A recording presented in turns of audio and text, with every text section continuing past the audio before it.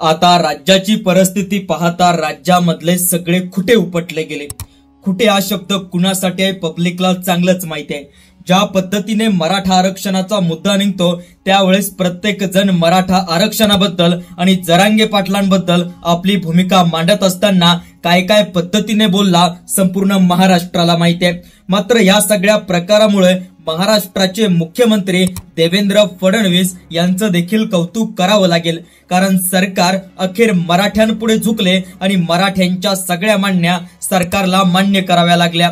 मात्र अशामध्ये लक्ष्मण हाके, छगन भुजबळ आणि गुणरत्न सदावर्ते यांचं तोंड बंद करण्यामागे कुठेतरी सरकार आहे का असं सांगावं लागेल, कारण ज्या पद्धतीने तोंड हे सगळे लोक चालवत होते त्याच्या पाठीमागे सुद्धा सरकार होतं। मात्र आता यांचं तोंड बंद झालं, त्याच्या मागे सुद्धा सरकारच आहे, कारण सरकारने अखेर मनोज पाटील जरांगे यांच्या सगळ्या मागण्या मान्य करत अधिकृत सरकारचा GR काढला।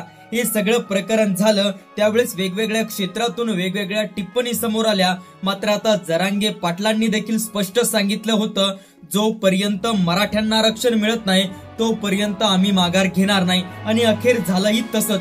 आता मात्र एका गोष्टीकडे मराठ्यांचं लक्ष आहे, ते म्हणजे अधिकृतपणे जो GR सरकारने लागू केला तो लागू आता कधी होणार।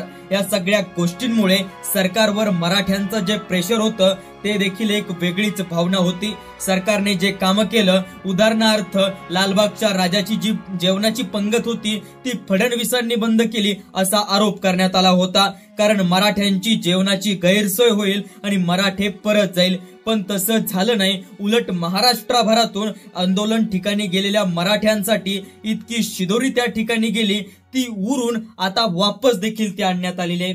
त्यामुळे नांद करा पण मराठ्यांचा कुठं, हे सगळे खुटे आता शांत बसलेले आहे। मात्र आता येणाऱ्या काळात पुन्हा काही हालचाली होऊ शकतात का याकडे सुद्धा लक्ष देणं तेवढंच महत्वाचं आहे।